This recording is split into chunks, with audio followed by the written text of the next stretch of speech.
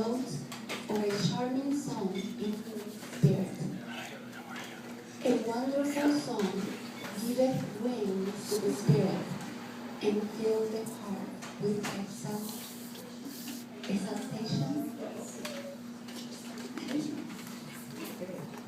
Thank you. So then getting into that science aspect. So although sound is but the vibrations of the air, which affect the tympanum of the ear, the vibrations of the air are but an accident among the accidents, which depends upon the air. Now consider how much marvelous notes or charming song influence the spirits. So you take this material thing, and then we look at those examples, some of those examples of how we've been affected by music. You think about being in love, and you hear a song, you're like, oh man, I remember that. You know, it's there. We're going to take a quick break. I'm going to get some participation. I'm going to teach you a song, and we're going to come back to it in a hip-hop form in a little bit. So I want to call and response, so respond and repeat after me if you would. I'll use the mic so everyone can hear me. This song is a prayer, actually. It's called "O Lord My God." It's really simple. And so if you would just repeat after me in your most melodious voice. Ready?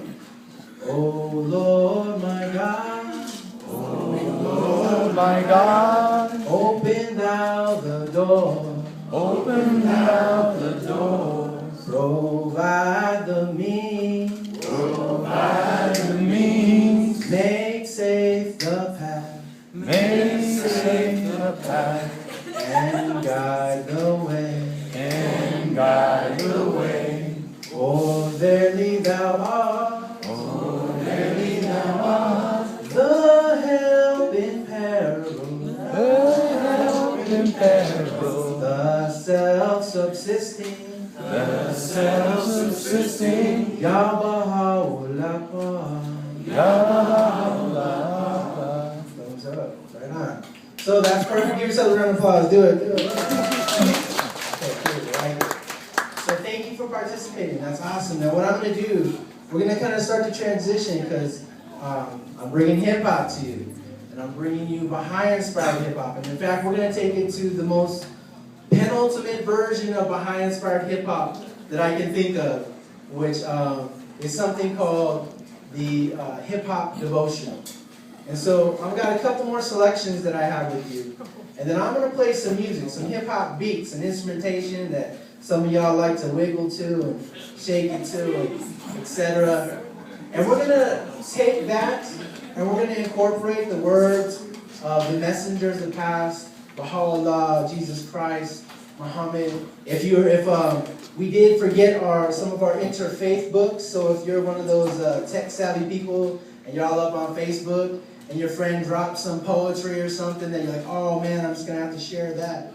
Share that. Read that to us, especially if you got it on your phone. So, or if you're a poet, MC, someone who has something in their heart that would like to share, that's what we're going to get into. We're going to do just a little bit of that, so you just get a taste of it. I think last time I was here, I said I was going to bring that to you. So, just me following through. So, since you have my book right there, I used to go by a hip-hop name, QKNR. And QKNR is the quickener. And Baha'u'llah writes about the people of the faith being a quickener to mankind. How by devoting themselves to the service to mankind, we can awaken people and bring them about to make the changes that we also desire. And so I just real quick, a quick quote about QKNR. Just with an A music. Yeah. All right. A musical and melodious voice imparteth life to an attractive heart, but lures toward lust those souls who are engulfed in passion and desire. When I read that, I was thinking about, bringing something to life. Imparting life to an attracted heart. Now you got to be open, right? To be moved by something. If you're driving your car and someone's bumping their hip hop and you're like, man, roll my window up. You don't want to hear it. But you could be in a place where you're like, shopping and doing your thing, and all of a sudden this hip hop song comes on, and you're like, ooh, I kind of like it. And it's just got the right message, and you're open to it.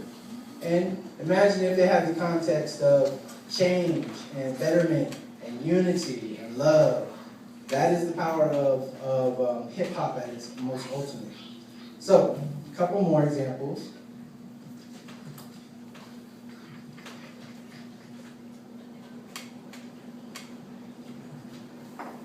All right. Place, can you help me out?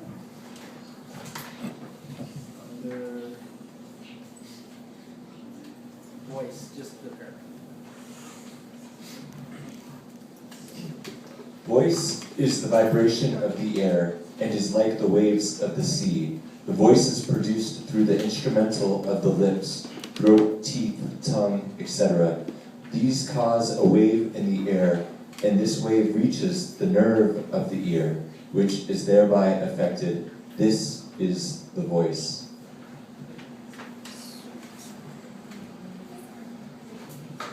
There are two kinds of voices. One, when the complete instrument is perfect, and the emission of sound is perfect. The second is when the instrument is imperfect. It affects the voice in such a way that it's far from pleasing. What we have just said refers to the voice itself. It is natural for the heart and spirit to take pleasure and enjoyment in all things that show forth symmetry, harmony, and perfection. For instance, a beautiful house, well-designed, a garden, a symmetrical line, a graceful motion, a well-written book, a pleasing garment.